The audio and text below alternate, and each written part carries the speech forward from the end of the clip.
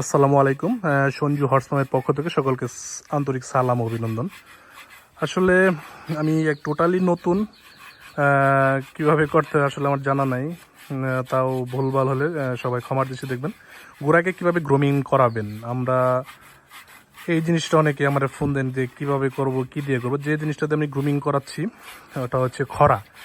এটা দিয়ে প্রথমে সারা শরীর এভাবে পরিষ্কার করবেন। এর ফলে যে কি ফিডব্যাকটা আসবে, গোড়ার গ্লেসনেস 100% আসবে, গোড়া পরিষ্কার হবে, গোড়ার যে রূপ লাবণ্যটা আছে এটা ফুললি 100% ফিরা পাবে, এবং বাহিরের যে স্কিনজনিত যে রোগ জীবাণু আছে এগুলা খুব কম হবে।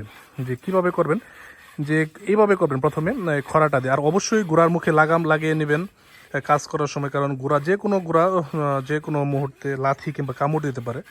লাগাম থাকলে গোড়াটা দুষ্টামি কম করবে।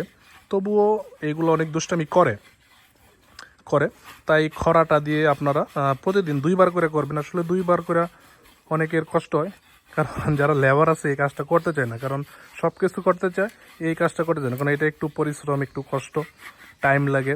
কারণ সবাই করতে পারে না। যারা 1-2টা ঘোড়া পালেন শখ কইরা, তারা অবশ্যই এই খরা দিয়ে এভাবে কাজ করবেন।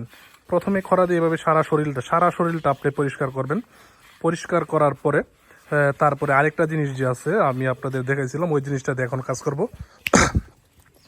আরেকটা জিনিস আছে আপনাদেরকে দেখাচ্ছি। এটা হলো যে নারিকেলের ছোবা, টুপির মতো। এটা এভাবে ভিতরে হাত ঢুকায় নেবেন। এটা ঢুকায় এভাবে দিবেন। দেখেন অলরেডি ওই বডিটার যে কি গ্লেসনেস, আর যে এইটুকের কি গ্লেসনেস আপনারা করলেই বুঝতে পারবেন। ময়লা এবং যত ধরনের রোগ জীবাণু আছে এগুলা থেকে মুক্ত হবেন।